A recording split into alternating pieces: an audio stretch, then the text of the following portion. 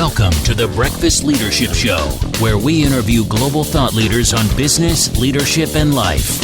Here's your host, keynote speaker, best-selling author, and chief burnout officer of the Breakfast Leadership Network, Michael Levitt.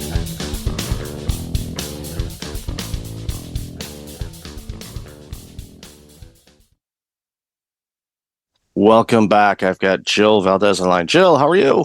I am well, thank you. How are you today? I am doing really, really well. Looking forward to this conversation. Always love our chats. So for those that don't know who you are and what you're doing, why don't you share a little bit about you and then we'll jump into the conversation. Well, thank you.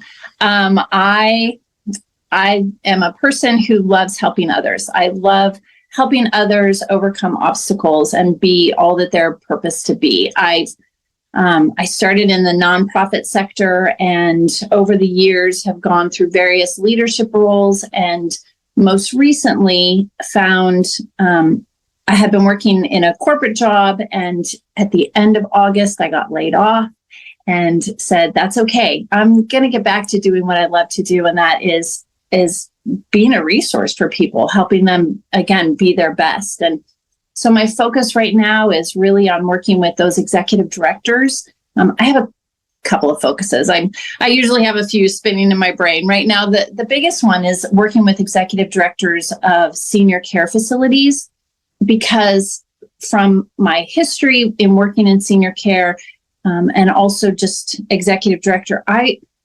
watch them and they come into work every day and have such a heart for caring for their residents and for their team, but they're constantly putting out fires.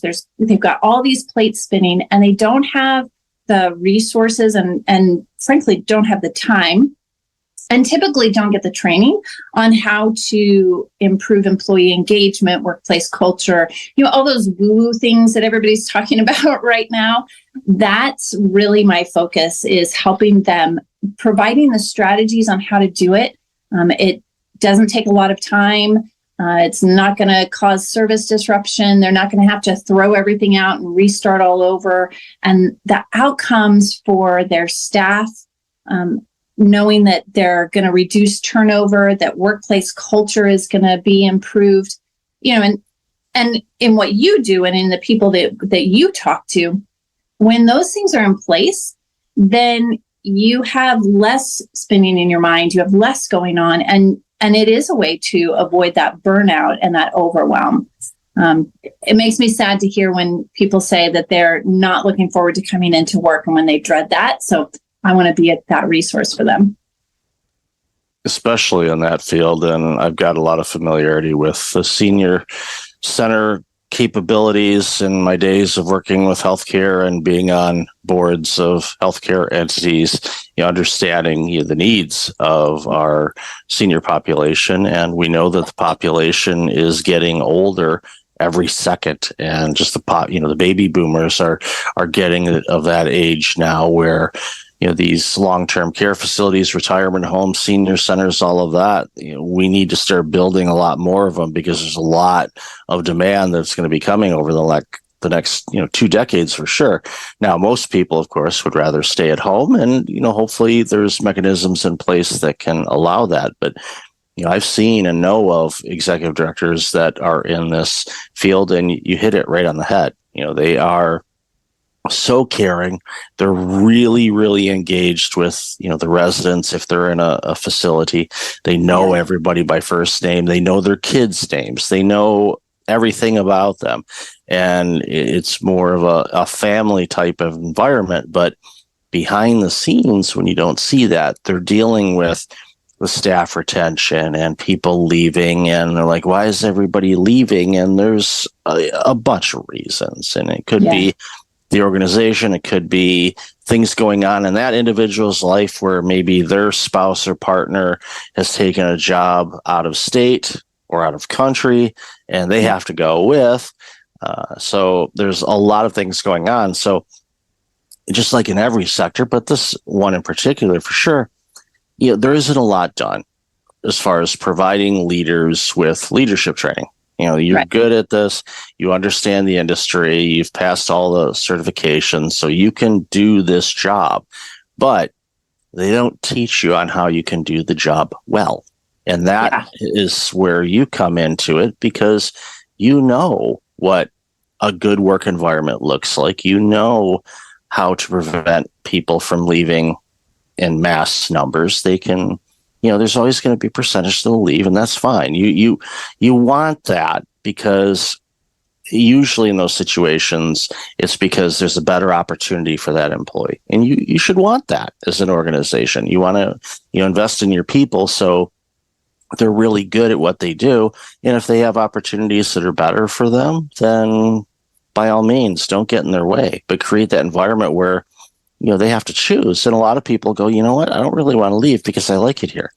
Others will say, I really love it here, but this is an opportunity that I can't pass on. And you support them with that as well. But you want that type of environment instead of, I can't wait to get out of this cesspool of an organization because they don't do this, they don't do that, they never fix this.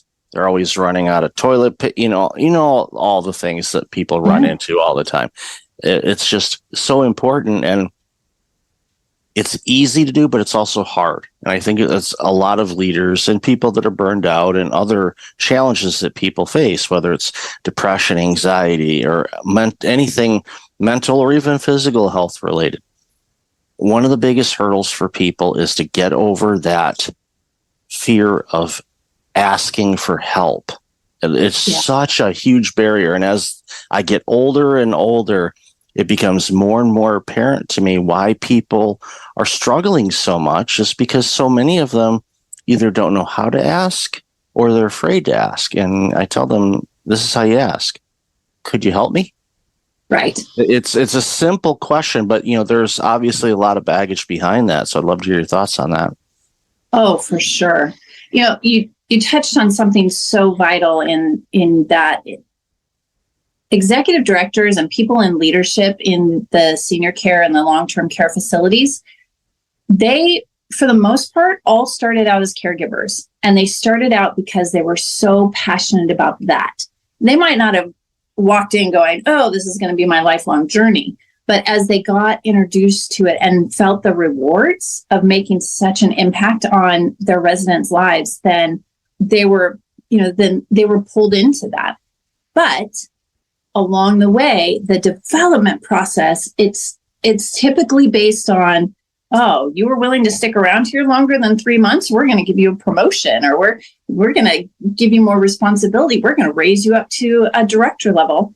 And without the training on the actual leadership aspects, they'll train them on the tasks of the job.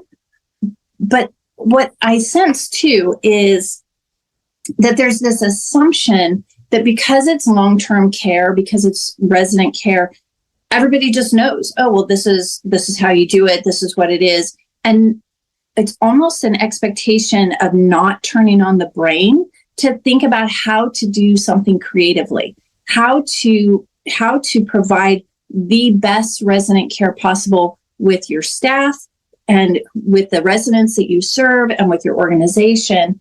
And when you can think about what makes us unique, what sets us apart, then that defines how the facility is set apart, and it defines the leadership development. As far as fear goes, I was talking with a friend of mine the other day. She's a new entrepreneur. She's starting a business. She had an open house for her office. And I'm like, I'm going to that. I don't care that it's raining buckets out. It's Pacific Northwest. It's always raining. And I wanted to support her. And so I went and we were talking, and we actually got into the conversation about people's names and how you meet somebody.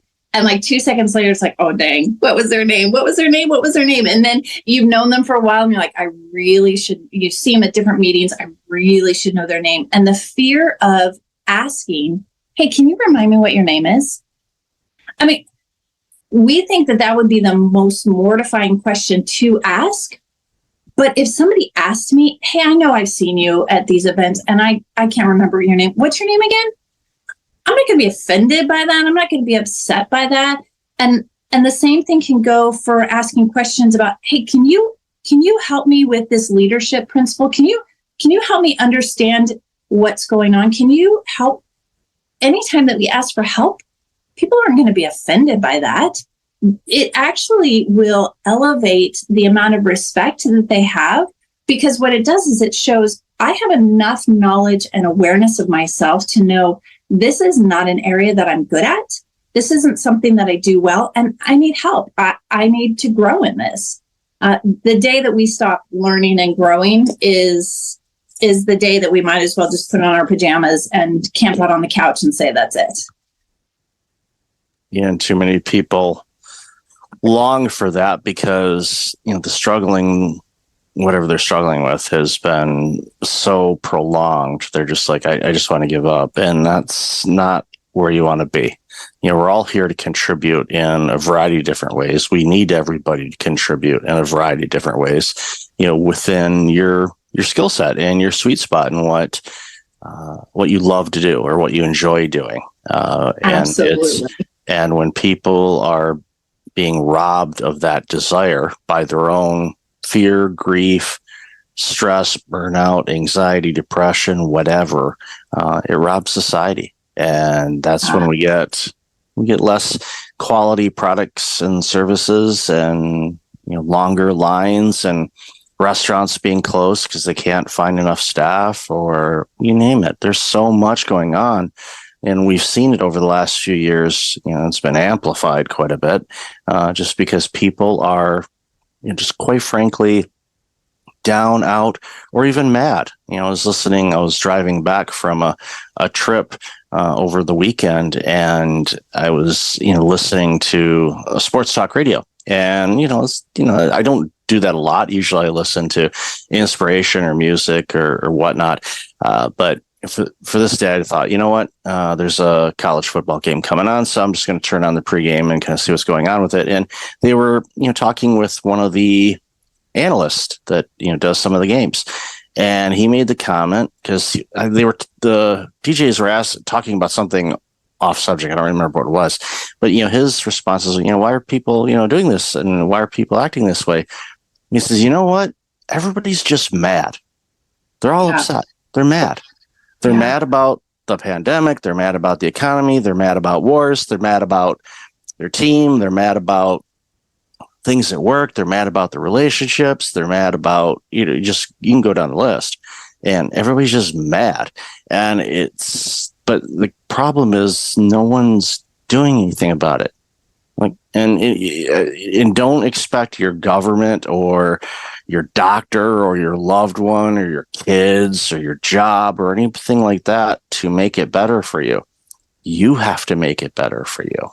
And you have to take back control of your life, because it's your life. But so many people just get, frozen, and they don't know what to do, or they don't want to do it. And using the analogy you shared a moment ago, just want to get on the couch in my PJs and just zone out on Netflix or whatever I'm watching, and not do anything anymore, which again is not healthy long term. Nothing wrong with doing it from time to time to get comfortable if you like doing that. But if that's your mode of being all the time, that's concerning for all of us. Well, and when you say, Michael, there's a difference between using a binge on Netflix as a reward versus a coping mechanism. If we, and frankly, in the world that we live in today, it's hard. It's hard to not be mad. It's hard because it's become accepted and almost expected. So if you're going to be a person who's not going to be divisive, if you're a person who is choosing to believe the best in others, if you're a person who is optimistic and wants to be collaborative and isn't afraid of healthy conflict, but isn't going to be involved in conflict for the sake of fighting, if it's almost like you're swimming upstream. And so we've come to this point where there is so much available to us to numb our pain and to numb our situation. It's super, like when I was a kid, I and still now, I love to read. I could get lost in a book. I mean, I've looked into those jobs where they'll pay you to read a book and write a book review. I'm like, oh, that would be so beautiful. So I love to read. I love to get lost into the story and to get wrapped up into the characters. And they become these people who are very, very real in my life. But it's not to avoid what's happening in life. I don't look at that and go, oh, that's going to be my new coping mechanism to get me through things. It's a reward. When I sit down and read a book, it's because I know that I've done a good job for the day and that I have successfully checked off the things that I needed to get done and that I fulfilled my responsibilities to my contribution to whatever is going on in my life, whether it be here in my home, whether it be for work, whether it be working with others. When I've done that, then the reward is that I get to sit down and lose myself in a book. But if I'm losing myself in a story, whether it be on TV, book, whatever, if I'm losing myself into that for the sake of numbing, nothing gets better. And I actually become very, very lost in what I'm using, and reality becomes distorted. And so then when I'm out and I'm driving or I'm interacting with somebody, I've lost a concept of realistically how to interact with people, because they're real people as opposed to the fictitious characters that have a completely scripted life. Even reality TV is very scripted.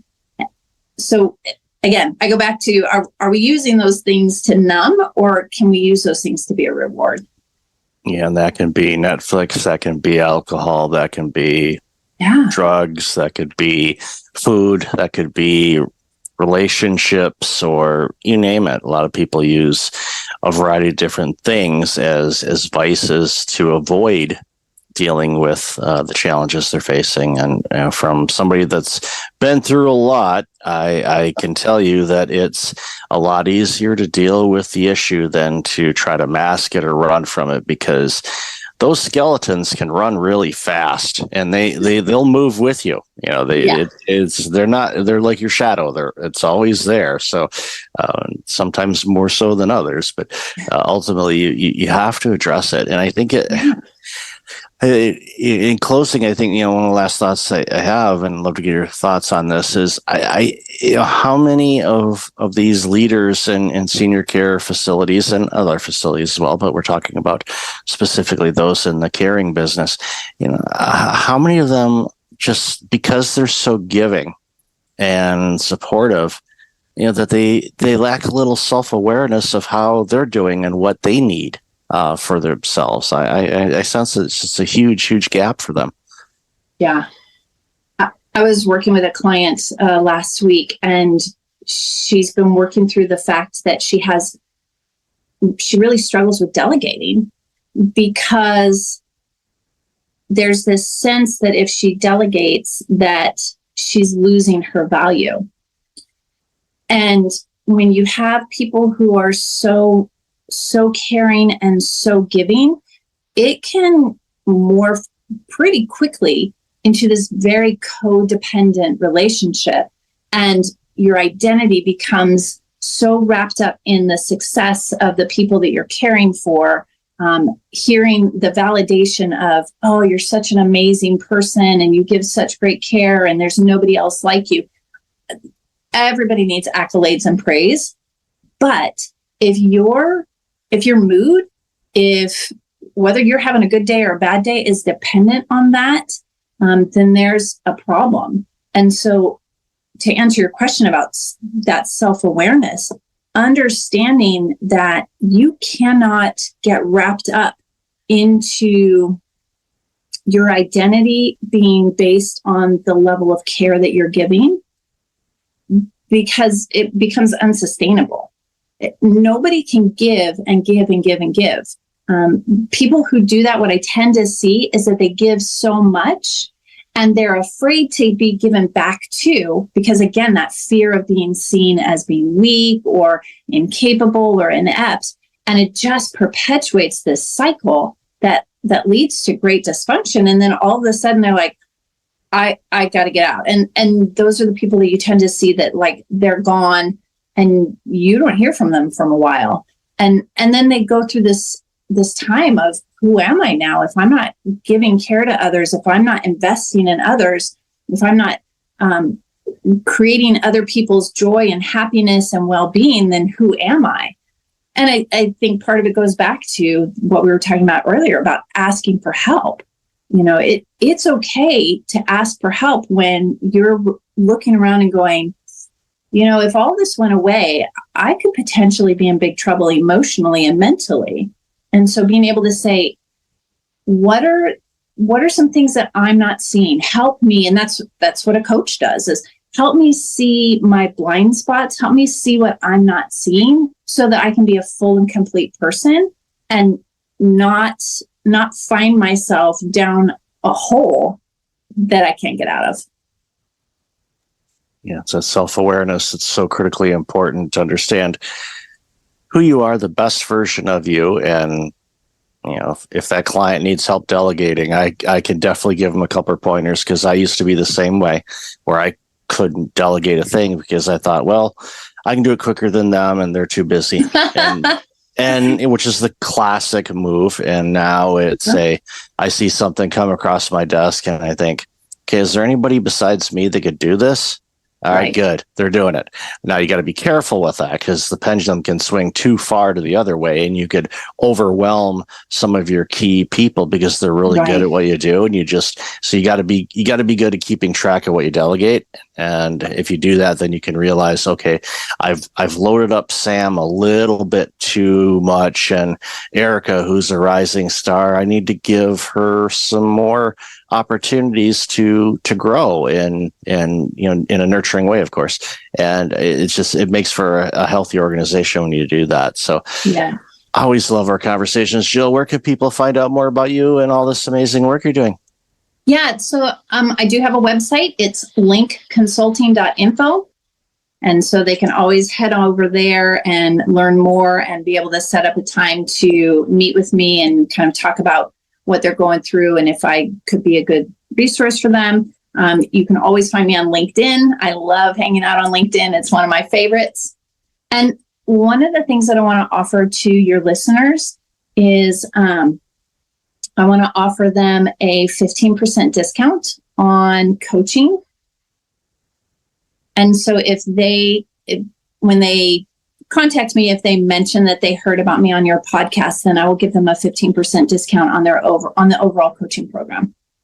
Well, thank you for that. It's very generous. And I highly encourage people take you up on that, because you do amazing work and you help people that are in the caring business continue to care, but they also take care of themselves first. And I think if you take care of yourselves first, then the care that you do give is so much better than what you could have done before. So, Jill, thank you again for your time today. Really appreciate you. And thanks again for being on the show. Thanks. It was great seeing you. Take care. Thanks for listening to the Breakfast Leadership Show, part of the Breakfast Leadership Network. Visit breakfastleadership.com for tips on empowering your business and your life.